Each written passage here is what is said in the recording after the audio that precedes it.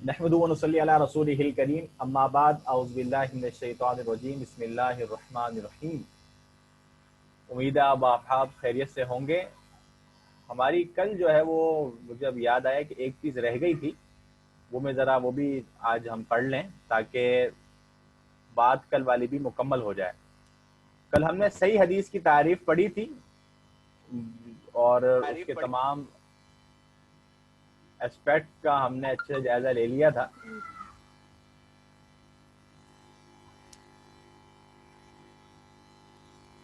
اچھا جی، ہم نے کل جو ہے نا ایک چھوٹی سی چیز ہماری رہ گئی تھی آخر کے اندر، حسن حدیث، ٹھیک ہے جی۔ حسن حدیث کے متعلق آپ ذرا دیکھ لیجئے کہ ہم نے کل پڑھا تھا صحیح کو، آپ کو صحیح اگر اچھے سے یاد ہے تو آپ کو حسن سمجھنے کے اندر کوئی ذرہ برابری دشواری نہیں ہوگی۔ آپ کو اگر صحیح کی پانچوں شرطیں یاد ہیں، سند کا متصل ہونا، راوی کا عادل ہونا، راوی کا مضبوط حافظے کا مالک ہونا، روایت کے اندر شذوذ کا نہ پایا جانا، عدم علت ہونا، ٹھیک ہے جی، یہ جتنی بھی شرطیں تھی اگر ہمیں ذہن کے اندر ہے تو ہم حسن حدیث کو ایک لمحے میں سمجھ لیں گے۔ حسن حدیث کیا ہے؟ یہ بالکل اس کے اندر وہی 5 پوائنٹ ہیں جو کہ 5 پوائنٹ صحیح حدیث کے اندر تھے، ٹھیک ہے جی، سیم وہی 5 پوائنٹ ہیں، لیکن بس اس کے اندر ایک چیز ہے۔ وہ کیا چیز ہے؟ وہ ہے کہ اس کے اندر جو راوی پائے جاتے ہیں اس کے حافظے کے اندر کمی ہوتی ہے، اس کے حافظے کے اندر کچھ کمی ہوتی ہے، جس کی وجہ سے اس حدیث کو ہم حسن کہتے ہیں، ٹھیک ہے جی۔ صحیح والے کی مطلب کہ بالکل پختہ حافظہ ہوتا ہے، اس کا جو ہے نا وہ حافظہ ذرا سا اس کے مقابلے میں کم ہوتا ہے، ٹھیک ہے جی۔ تو ایسے راوی کو جو ہے نا حسن درجے کی روایت اس کی قرار دیتے ہیں۔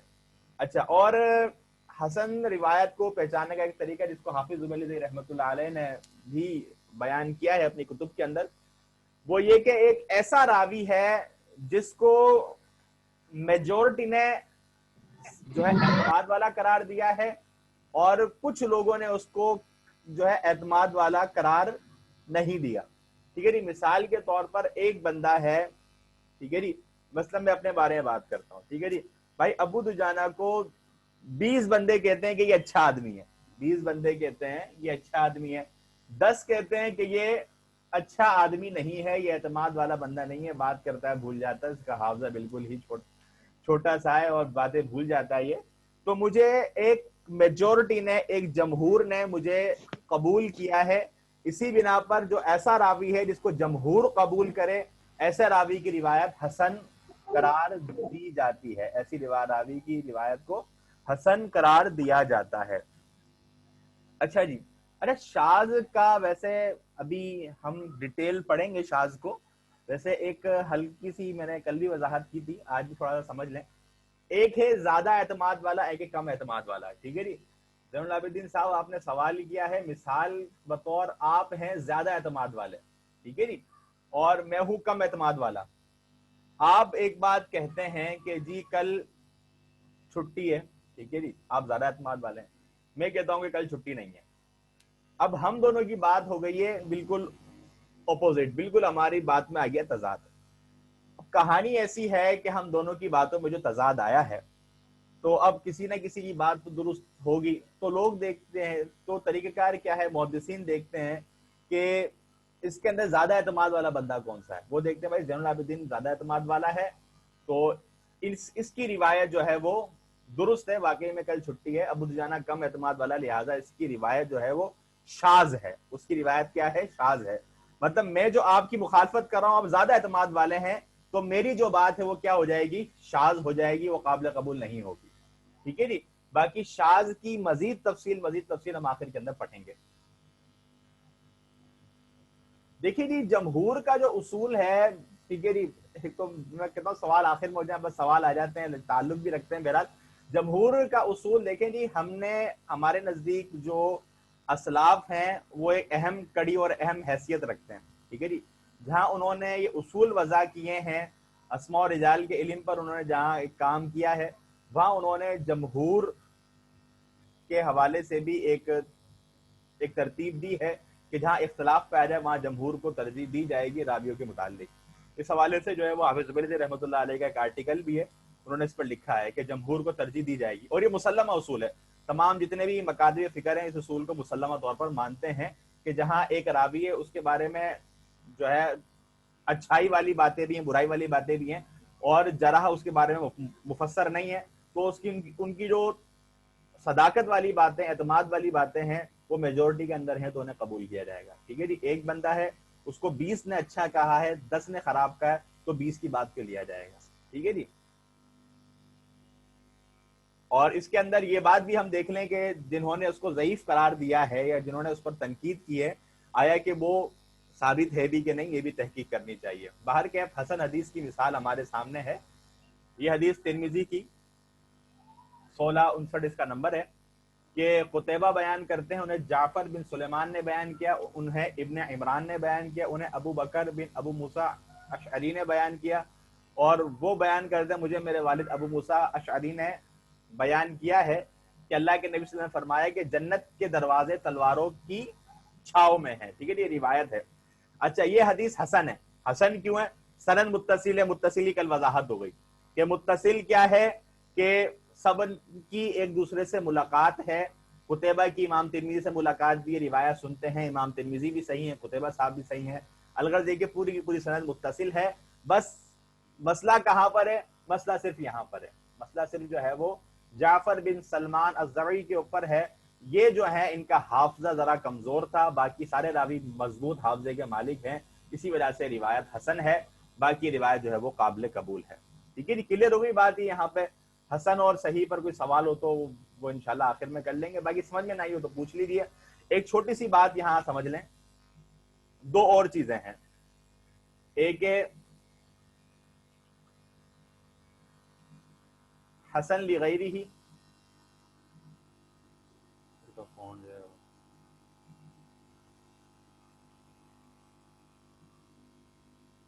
एक है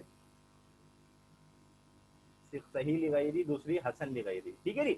सही लिगैरी ही वो हसन हदीस, वो हसन हदीस जिसको बयान करने वाले, आवाज नहीं आ रही है आपको? मेरे पास से आवाज ओके जा रही है, मुझे आवाज का बताएं। आवाज आ रही थी जनाब, आवाज आ रही। जज़ाकुल्लाह खैर वासन जज़ा। बिलाल साहब आप चेक करें, आवाज आ रही है?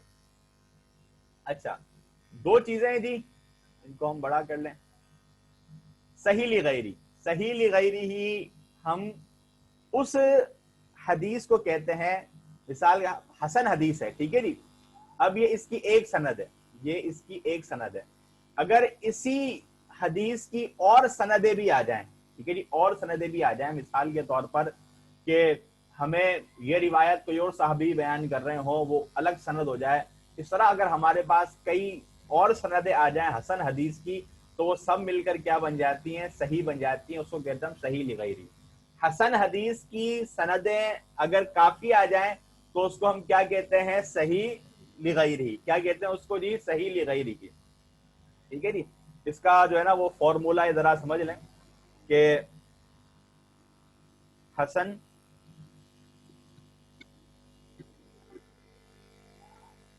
जमा हसन इज इक्वल टू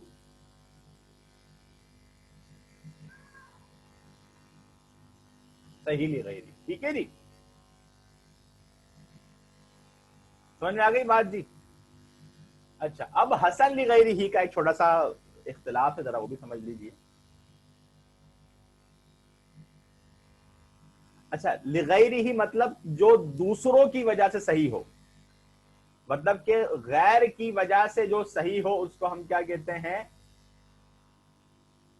सही लिगैरी। ठीक है जी। एक तो वो खुद सही था अपनी शर्तें लेकर, ठीक है जी, इसके अंदर सही की शर्तें नहीं थी, इसमें हसन की शर्तें थी, लेकिन चूंकि जमा जमा होकर अब क्या बन गई है? सही लिगैरी ही बन गई है। ठीक है जी, क्यों? लिगैरी ही जो गैर की वजह से सही बने। अच्छा, क्लियर हो गया। अच्छा, हसन लिगैरी ही जो है ना वो, इसकी जो है ना दो तरह से तारीफें की गई हैं। एक तारीफ कि ज़ईफ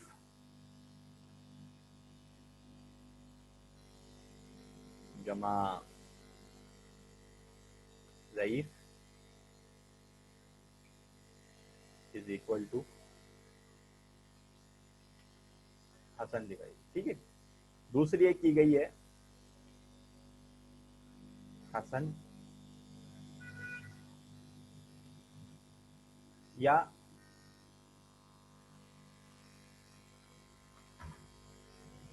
ٹھیک ہے جی, اس کو ہم کریں جمع.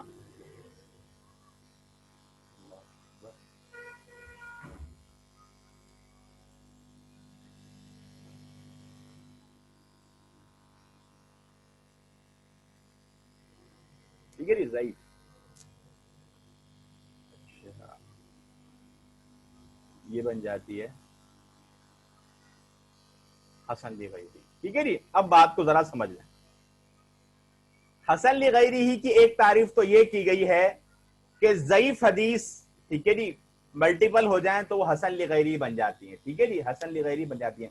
ضعیف حدیث کیا ہے وہ انشاءاللہ ابھی ہم پڑھنے جا رہے ہیں. ٹھیک ہے جی, تو تھوڑا ذرا بھی بات کو سمجھ لیں, اور اس بارے میں ڈیٹیل گفتگو آخر میں ہوگی جب ضعیف کی ہم کہانی کلوز کر رہے ہوں گے تب. اچھا, ضعیف جمع ضعیف, ٹھیک ہے جی, مل کر کیا ہو گئی, وہ حسن لغیری ہی بن گئی. ٹھیک ہے جی, کچھ علماء ضعیف جمع ضعیف کو تسلیم کرتے ہیں کہ ایک ضعیف روایت ہے, اسی کئی سندیں آ گئی, بھلے سب کے سب ضعیف ہو لیکن قابل قبول ہے. ٹھیک ہے جی, لیکن اس کے اندر جو ایک صحیح درست موقع مجھے لگتا ہے, آپ کو اختلاف کرنے کا مجھ سے 1000% حق ہے. ٹھیک ہے جی, وہ موقف یہ ہے کہ ضعیف روایت چاہے اس کی جتنی بھی سندیں آ جائیں وہ قابل قبول نہیں ہے, وہ قابل قبول نہیں. دوبارہ ریپیٹ کر دیتے ہیں جی, دیکھیں, ایک حدیث ہے ضعیف, ضعیف روایت جو قابل قبول نہیں ہے, جو قابل قبول نہیں ہے. اچھا, دو ناقابل قبول حدیثیں, دو ناقابل قبول روایتیں مل جاتی ہیں. ٹھیک ہے جی, دو ناقابل قبول روایتیں مل جاتی ہیں, تو لوگ کہتے ہیں, بعض جو ہے کہ لوگ سے مراد جو محدثین ہیں, جو فقہاء ہیں, وہ کہتے ہیں کہ وہ کیا ہو جاتی ہیں جی, قابل قبول ہو جاتی ہیں.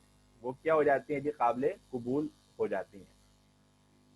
پورا ریپیٹ کرنا ہے, پورا تو دیکھیں جی, اوپر تو بات آسان تھی. ٹھیک ہے جی, حسن حدیث کو ہم نے پڑھ لیا, یہ حسن حدیث ہے.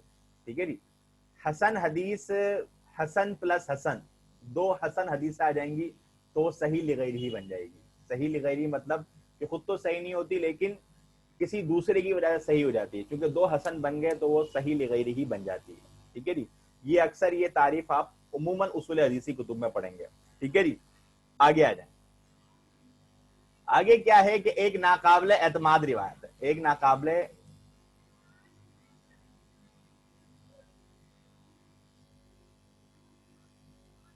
اچھا اس بارے میں جو ہے وہ ضعیف جمع ضعیف جو ہے, ایک کہتے ہیں ناقابل روایت, ناقابل, ایک نا کہہ سکتے ہیں کہ ایک ناقابل اعتماد روایت.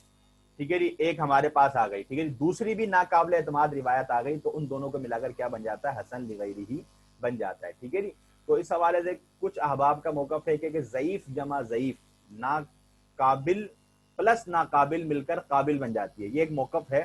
ٹھیک ہے جی, اور کئی اس کو مانتے بھی ہیں اور کئی اس کی مخالفت کے اندر بھی ہیں. ٹھیک ہے جی, تو یہ ایک کمنٹ کے اندر واسر رحمان صاحب نے ایک بڑی پیاری بات لکھی ہے. حافظ ابن رحمۃ اللہ علیہ کا موقف یہی ہے کہ وہ اس کو قبول نہیں کرتے ہیں. ٹھیک ہے جی, وہ اس کو قبول نہیں کرتے, اور میرا موقف بھی جو ہے وہ یہی ہے کہ یہ ناقابل قبول ہے. کوئی اس کو قبول بھی سمجھتا ہے تو اس کے اندر کوئی اس کی رائے ہے. ٹھیک ہے جی, اس کو پورا حق اختلاف رکھنے کا. تو باقی ایک تو یہ حسن لغیری کی تعریف کی گئی ہے کہ ضعیف جمع ضعیف حسن لغیری بن جاتی ہے. ٹھیک ہے جی, دوسری حسن لغیری ہی یہ بنتی ہے کہ ایک حدیث ہمارے پاس آئی ہے ضعیف سند سے. اس کی مثال جو ہے وہ ایسا ہوا کہ جب ہمیں نیا نیا اصول حدیث پڑھا ہم نے, تو ہم کو شوق چڑھا کہ جی جو مسجد میں جو بھی امام صاحب آئیں گے ان کی ضعیف روایت کو پکڑنا ہے. ٹھیک ہے جی, اب ایک ہمارے بڑے ہی قابل اعتماد جو ہے امام صاحب ہیں یہاں حیدرآباد کے اندر, تو وہ ہماری لیاقت کالونی کی مسجد میں انہوں نے ایک حدیث بیان کی کہ جب دو مسلمان آپس میں ہاتھ ملاتے ہیں, مصافحہ کرتے ہیں, تو جب تک وہ اپنے ہاتھ جدا نہ کر لیں, رب العالمین ان کے ہاتھ جدا ہونے سے پہلے ہی ان کے گناہ معاف کر دیتے ہیں. ٹھیک ہے, تو ہم جو ہاتھ ملاتے ہیں تو اس سے گناہ معاف ہو جاتے ہیں. تو جب یہ حدیث انہوں نے بیان کی تو میں گھر آیا, میں نے جو ہے وہ اس کو اٹھایا, سنن ابی داؤد سے نکالا, دیکھا تو نیچے لکھا ہوا روایت ضعیف. تو میں بڑا خوش ہوا, بھائی ضعیف روایت بیان کر دی, اب میں اس کو بتاؤں, میں اس کو بتاؤں, میں سب کو بتاؤں. ٹھیک ہے جی, اب شروع میں پڑھا تھا, اب بعد میں جو ہے وہ ایسا ہوا کہ ہمارے استاد ہیں مدرسے کے, تو انہوں نے جو ہے ان کو اس بات کا علم ہوا, اس وقت مدرسہ چل رہا تھا, طالب علم ہی تھے ہم, تو انہوں انہوں نے مجھے کہا کہ بیٹا یہ ابو داؤد میں تو جو ہے وہ ضعیف سند کے ساتھ ہے، لیکن مسند احمد کے اندر یہ روایت صحیح ہے، مسند احمد کے اندر روایت صحیح ہے۔ تو جب دیکھا تو وہ روایت صحیح تھی، ٹھیک ہے جی۔ تو اب ایک روایت ابو داؤد میں ضعیف سند کے ساتھ ہے، ٹھیک ہے جی، مسند احمد کے اندر وہ صحیح سند کے ساتھ ہے، تو ایسی روایت کو اب یہ ضعیف روایت کیا بن گئی؟ ہے تو ضعیف یہ، لیکن اسی طرح کی اسی مفہوم کی روایت صحیح سند کے ساتھ بھی موجود ہے، لہٰذا یہ کیا بن گئی؟ حسن لغیرہ۔ تو یہ تعریف جو ہے یہ ایک مناسب تعریف ہے، باقی یہ والی حسن لغیرہ کی بھی تعریف کی جاتی ہے، ٹھیک ہے جی۔ یہ دو تعریفیں میں نے آپ کے سامنے واضح کر دی، مکمل ایکسپلین کر دی، امید ہے کہ بات سمجھ میں آ گئی ہوگی، ٹھیک ہے جی۔ پھر بھی سوال انشاءاللہ آخر میں لیتے ہیں۔ اچھا جی، اب ہم چلتے ہیں آگے، اب ہم جا رہے ہیں جی ضعیف روایات کی طرف۔ آمین وإیاکم، جی بہتر ہو گیا، بہت مناسب۔ اب ہم جا رہے ہیں اصول حدیث کورس کی ہماری 6ٹھی کلاس، ٹھیک ہے جی۔ ہم جو ہے نا وہ کلاس نہیں نا بہت لیٹ سٹارٹ ہو رہی ہے، لیکن خیر کوئی نہیں، بات سمجھ میں آنی چاہیے۔ غیر مقبول حدیث، غیر مقبول حدیث اس کو کہتے ہیں، ٹھیک ہے جی، ہم نے پڑھا ایک قبول ہے ایک ناقابل قبول ہے۔ ناقابل قبول کا کیا کر دے جی؟ غیر مقبول۔ غیر مقبول حدیث وہ ہے کہ صحیح ضعیف ریپیٹ کر دوں، چلیں جی کر دیتے ہیں، بات جو ہے وہ سمجھ میں آ جائے۔ صحیح ضعیف ایسا ہے کہ ایک حدیث ہے جس کی میں نے مثال دی آپ کو کہ اللہ کے نبی صلی اللہ علیہ وسلم نے فرمایا کہ جب دو مسلمان آپس میں ہاتھ ملاتے ہیں، مصافحہ کرتے ہیں، تو ان دونوں کے ہاتھ جدا ہونے سے پہلے اللہ ان کے سارے گناہ معاف کر دیتا ہے، ٹھیک ہے جی۔ اب یہ حدیث ابو داؤد کے اندر ہے ضعیف سند کے ساتھ، ٹھیک ہے جی، جبکہ مسند احمد کے اندر یہ روایت کیا ہے؟ صحیح سند کے ساتھ، ٹھیک ہے جی، مسند احمد میں صحیح سند کے ساتھ ہے۔ اب کیا ہوا کہ جو ابو داؤد والی ضعیف روایت ہے، چونکہ اس مفہوم کی ایک صحیح روایت ہمارے پاس دوسری کتاب حدیث کی کتاب کے اندر ہے، لہٰذا ہم اس ضعیف روایت کو کیا بولیں گے؟ حسن لغیرہ۔ کیا کہیں گے ہم اس کو؟ حسن لغیرہ، ٹھیک ہے جی۔ تو یہ حسن لغیرہ کی دو تعریفیں آپ کے سامنے ہو گئی۔ اچھا جی، غیر مقبول حدیث اس حدیث کو کہا جاتا ہے جس کو بیان کرنے والے تمام راوی محدثین کے صداقت کے معیار پر پورا نہ اتریں، ٹھیک ہے جی، جو محدثین کا صداقت کا معیار ہے اس پر جو ہے وہ پورے نہ اتریں، ٹھیک ہے جی۔ اچھا، غیر مقبول کی ایک ہی قسم ہے ضعیف۔ اچھا یہاں پہ چھوٹی سی بات بتا دوں، بعض نے دو قسمیں بنائی ہیں، ضعیف اور موضوع، ٹھیک ہے جی۔ میں جو ہے وہ یہی سمجھتا ہوں، اور کیونکہ موضوع جو ہے وہ ضعیف کی قسموں کے اندر ہی آ جاتی ہے، موضوع جو ہے وہ ضعیف کی قسموں کے اندر ہی آ جاتی ہے، لہذا اس کو الگ سے قسم بنانے کی ضرورت نہیں ہے۔ ہم موضوع ڈسکس کریں گے انشاءاللہ، وہ بھی ہمارے تحت آگے بات آ رہی ہے، ٹھیک ہے جی۔ تو اس طرح دو قسمیں بھی بنا سکتے ہیں، اور ایک قسم بھی آپ ضعیف بنا لیں تو موضوع کے تحت آ جائے گی، ٹھیک ہے جی۔ تو جو ہے وہ آپ جو ہے وہ دونوں بنا سکتے ہیں۔ میں جو ہے وہ لگتا ہے کہ مجھے جو میری رائے ہے، وہ جو مجھے مناسب لگتا ہے وہ یہی ہے کہ ضعیف موضوع کے تحت ہی آ رہی ہے، اس کو الگ ذکر کرنے کی ضرورت نہیں ہے۔ بعض اس کو الگ ذکر کرتے ہیں، لیکن تعریف وہی ہے جو ہمارے جو میں آپ کو بتاؤں گا، اور جو کتابوں میں لکھی گئی ہے تعریف ایک ہی ہے، ٹھیک ہے جی۔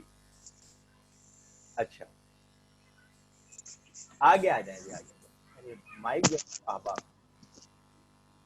ضعیف اس حدیث کو کہا جاتا ہے جس میں نہ صحیح کی شرط جمع ہونا حسن کی، ٹھیک ہے جی، بالکل ایزی تعریف۔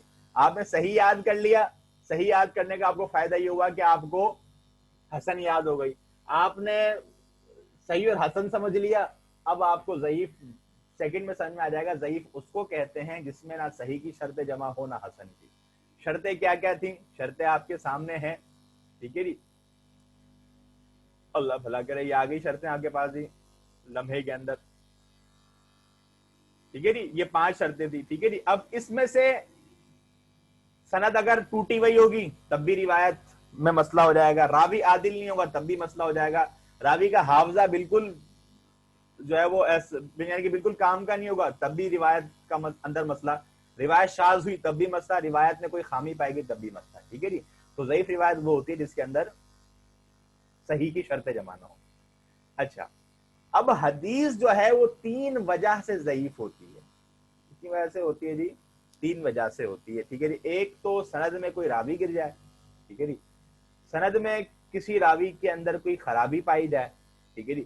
یا نمبر 3 راوی جو ہے وہ اپنے زیادہ راوی کی مخالفت کر بیٹھے. ٹھیک ہے جی. یہ زیادہ تر یہ خرابی جو ہے یہ متن سے تعلق رکھتی ہے. جب انشاءاللہ ہم پڑھیں گے اس کو تو یہ بات آ جائے گی. ٹھیک ہے جی. یہ بات ٹھیک ہے جی. باقی دو جو ہے اس کا ہم جو ہے وہ جائزہ لیتے ہیں. ٹھیک ہے جی. کلیئر ہو رہی ہے بات؟ آپ میرے ساتھ چل رہے ہیں؟ امید ہے جو ہے وہ ہم آگے پیچھے نہیں, بالکل ایک ویڈ ساتھ چل رہے ہیں. چلیں اب ہم ڈسکس کر رہے ہیں اس فرسٹ پوائنٹ کو. کس کو کر رہے ہیں؟ اب ہم جو ہے وہ تفصیلاً ذکر کریں گے اور یہ ہمارا اچھا خاصا ایک طویل اس کے اوپر بحث ہوگی. وہ ہے یہ والی بات. ٹھیک ہے جی. سند میں کسی راوی گرنے کی وجہ سے کیا ہوتا ہے؟ کچھ سند میں خرابیاں پیدا ہوتی ہیں جن کی تفصیل آگے موجود ہے. سند میں کسی راوی کے گرنے کی وجہ سے درج ذیل صورتیں پیدا ہوتی ہیں. یا تو وہ روایت معلق ہو جاتی ہے, یا وہ مرسل ہو جاتی ہے, یا وہ معضل ہو جاتی ہے, یا وہ منقطع ہو جاتی ہے, یا تدلیس کا شکار ہو جاتی ہے, یا مرسل خفی کا شکار ہو جاتی ہے. ٹھیک ہے جی. اب آپ یہ کہیں جنات کی زبان استعمال کر رہے ہیں حضرت جی آج, تو پریشان نہ ہو انشاءاللہ. ٹھیک ہے جی. آپ کو یہ چیزیں بالکل آسانی سے سمجھ میں آ جائیں. ٹھیک ہے جی. اچھا جی. معلق حدیث. ٹھیک ہے جی. آپ جو سلائیڈ جو آپ کو بھیجی جاتی ہے نا, اس کو ازراہ کرم ایک دفعہ لازمی پڑھ لیا کریں. اس کو انشاءاللہ آپ کو فائدہ ہوگا. معلق حدیث وہ حدیث کہ جس کے اندر سند ہی غائب ہو. ٹھیک ہے جی.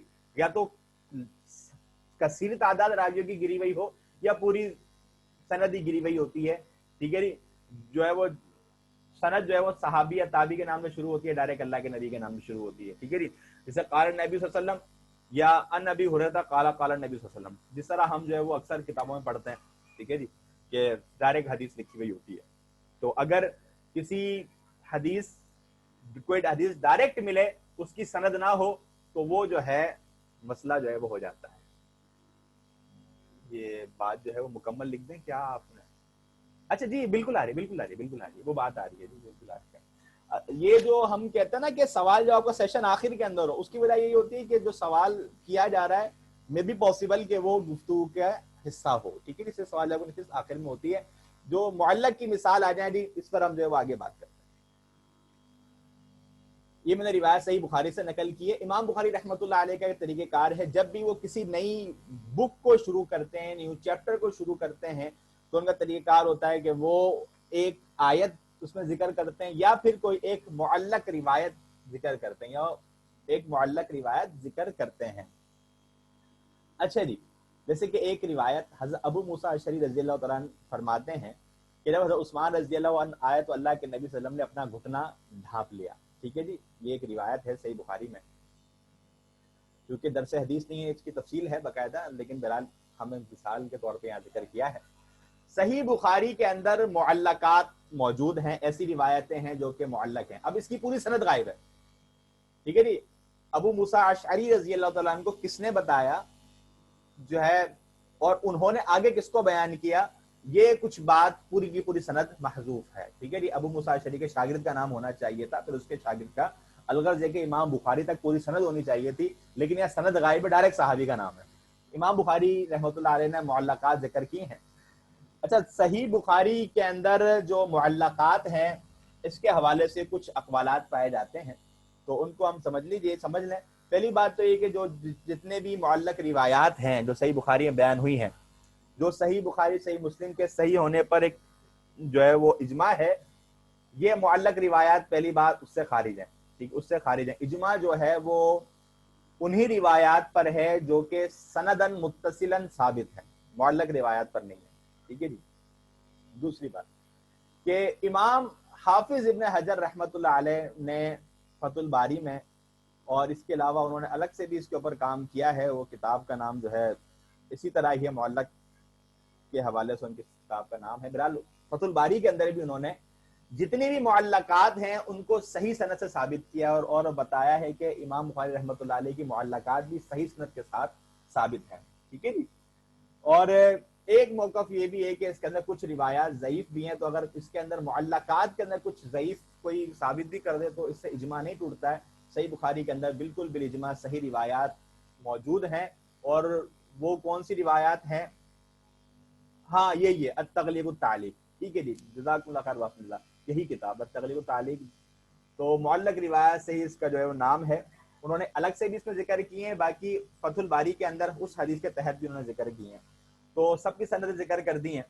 تو معلقہ جو صحیح بخاری میں ان کا حکم میں نے آپ کے سامنے واضح کر دیا. تو باہر کیف معلق روایت یہ ہے, ٹھیک ہے جی. تو جب بھی ہمارے سامنے کوئی بات آ جائے کہ اللہ کے نبی نے یہ فرمایا تو ہم اس کی سند تلاش کریں.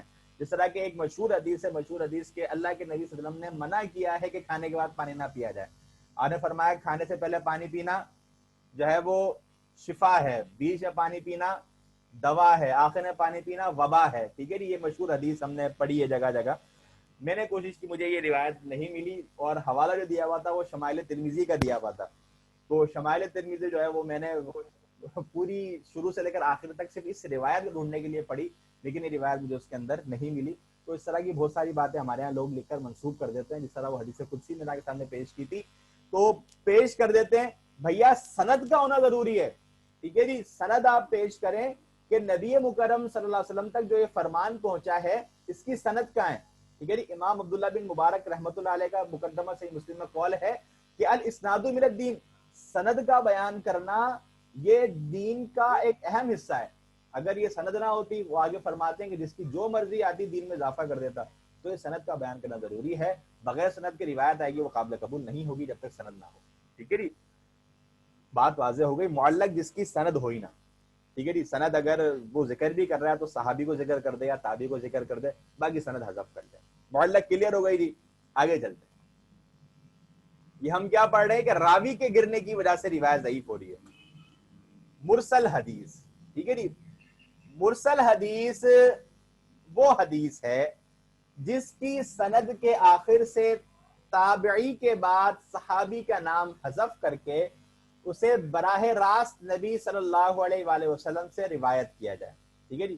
وہ حدیث جس کی سند کے آخر سے تابعی کے نام کے بعد صحابی کا نام حذف کر کے اسے براہ راست نبی صلی اللہ علیہ وسلم سے روایت کیا جائے, ٹھیک ہے جی.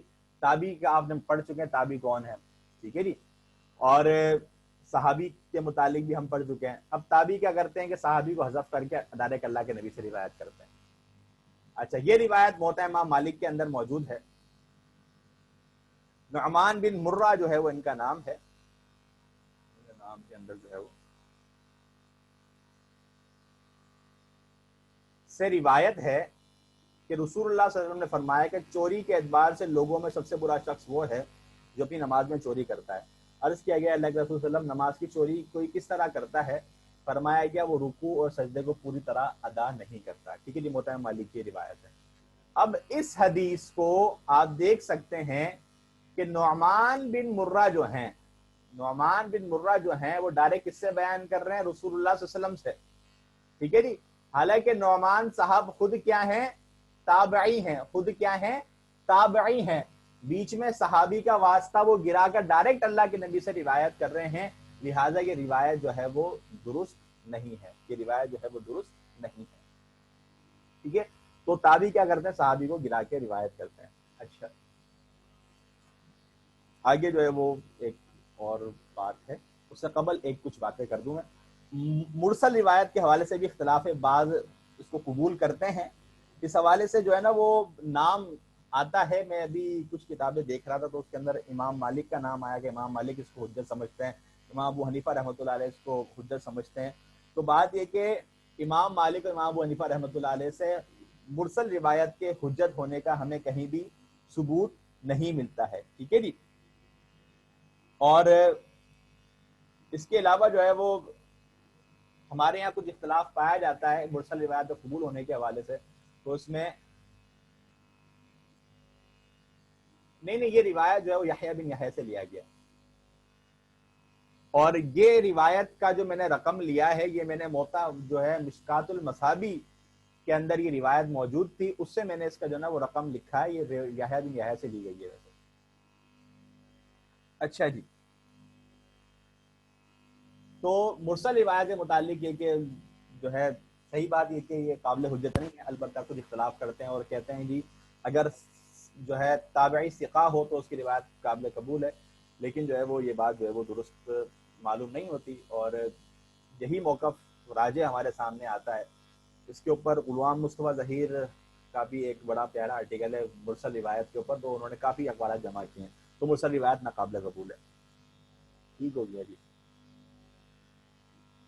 ایک یہ چیز آتی آگے پڑتا مراسیل صحابہ، جو احباب میرے ساتھ اگر Islamic culture department, Islamic studies department سے جو موجود ہیں، یہ مراسیل صحابہ، یہ وہ سوال ہے جو مجھے اکثر احباب نے بتایا ہے کہ جو اکثر انٹرویوز ہوتے ہیں لیکچرشپ کے یا پھر جو ہے وہ اس سے اسلامک اسٹڈی سے ریلیٹڈ، تو اس کے اندر یہ ضرور اکثر سوال ہوئے ہیں مراسیل صحابہ کسے کہتے ہیں. تو مراسیل صحابہ سمجھ لیجئے.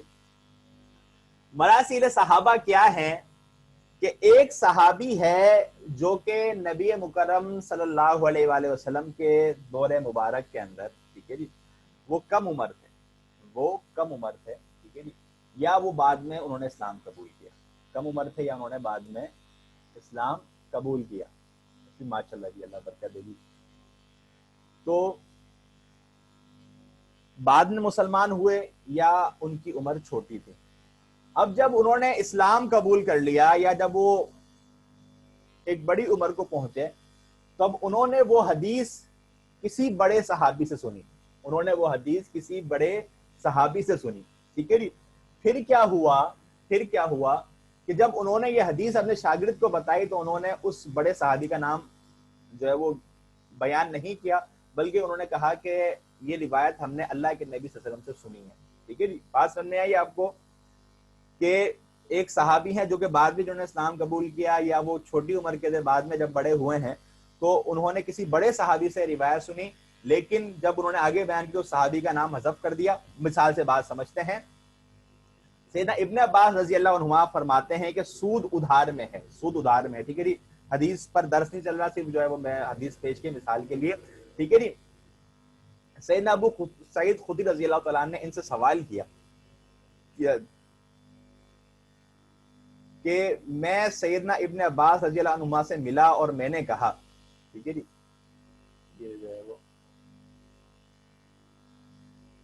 اس جملے کو درست کر لیں. میں سیدنا سے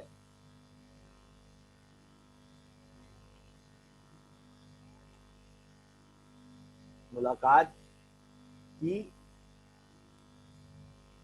اور کہا کے بجائے اور فرمایا، ٹھیک ہے جی، کہ تم جو یہ بات کہتے ہو سود ادھار میں ہے، ٹھیک ہے جی، کیا تم نے رسول اللہ صلی اللہ علیہ وسلم سے یہ سنا یا قرآن میں پایا؟ انہوں نے کہا کہ میں نے یہ اللہ کے نبی سے ڈائریکٹ نہیں سنا، نہ میں نے قرآن میں پایا، بلکہ یہ حدیث مجھے اسامہ بن زید رضی اللہ تعالیٰ نے بتائی کہ رسول اللہ صلی اللہ علیہ وسلم نے فرمایا.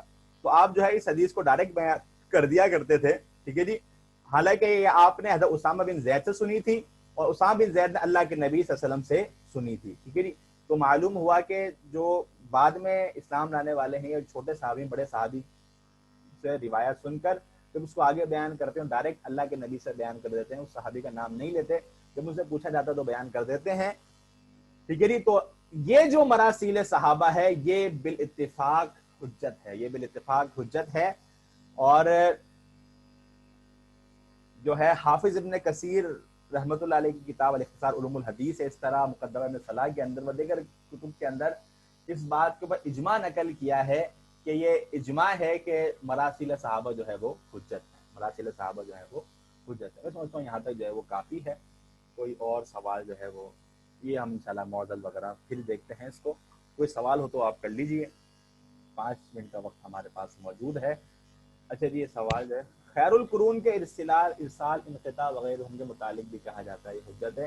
اچھا جی، بات یہ ہے کہ خیر القرون والی بات میں نے کر دی ہے کہ یہ بات کہی جائے کہ جو تابعین ہیں، جو ثقہ ہیں، اگر وہ ارسال کریں، ٹھیک ہے جی، تو وہ قابل قبول ہے. اس حوالے سے میں نے آپ کے سامنے بات کی کہ کچھ امام ابن صلاح اور جو ہے امام ابن کثیر رحمۃ اللہ علیہ نے بھی لکھا ہے کہ اس جو یہ موقف ہے جو رسال کو حجت مانتے ہیں اس کے اندر جو نا امام مالک رحمۃ اللہ علیہ اور امام ابو حنیفہ رحمۃ اللہ علیہ اور ان کے اصحاب کا ہے، لیکن بات یہ ہے کہ ان سے یہ قول ثابت ہی نہیں ہے.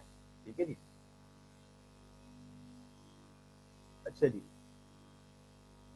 یہ معلق احادیث کے اوپر جو ہے نا التغلیق التعلیق جو کتاب جو امام بخاری رحمۃ اللہ علیہ کی جس کے اسناد موجود ہیں وہ اس کے اندر موجود ہے. معلق روایات تو ویسے ہر جگہ بیان ہوتی ہیں, ٹھیک ہے جی, بات یہ ہے کہ اصل اس کی سند پیچھے موجود ہونا ضروری ہے.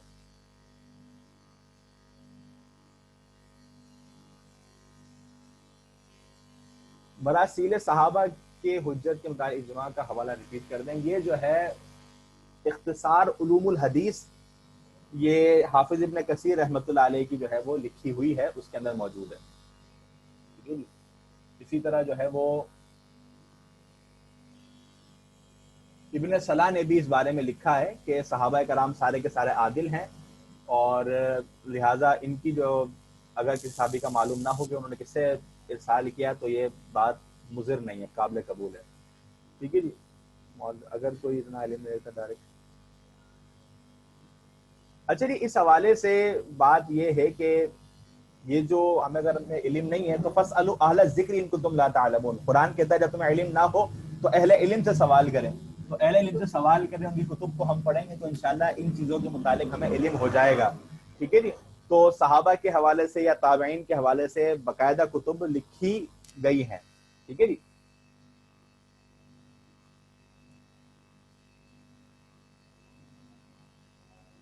تو ان کے متعلق سوال کر سکتے ہیں. کتاب کا نام میں لکھ دیتا ہوں.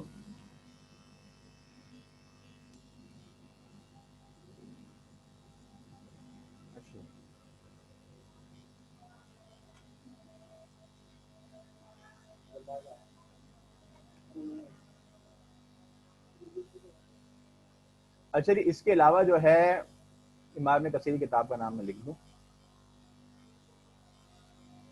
امام ابن کثیر کتاب کا نام یہاں نوٹ کر لیں, اس کے بجائے نا یہاں کر لیتے.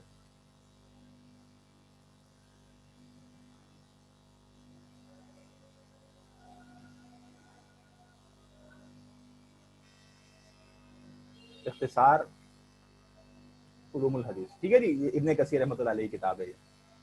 اچھا جی, ابن قاسم میں تو ایک روایت ضعیف ہے. یحییٰ بن یحییٰ کے اندر کتنی روایت ضعیف ہیں اس کی تو تعداد جو ہے وہ نہیں لگائی, البتہ ذکر تو کی ہیں اس کے اندر. غالباً جو ہے وہ 1720 تو ٹوٹل احادیث ہیں اس کے اندر, 1720 ٹوٹل احادیث ہیں. ضعیف روایت کا تخمینہ جو ہے غالباً جو حیدرآبادی صاحب ہیں, ان کا نام جو ہے نام وحید الزماں حیدرآبادی صاحب, انہوں نے جو ترجمہ کیا ہے اس کے مقدمے کے اندر ان کی تعداد ایک لکھی ہوئی ہے. تو اس میں انشاءاللہ دیکھ لیتے ہیں بھائی, ٹوٹل تعداد تو 1720 ہے اس کے اندر.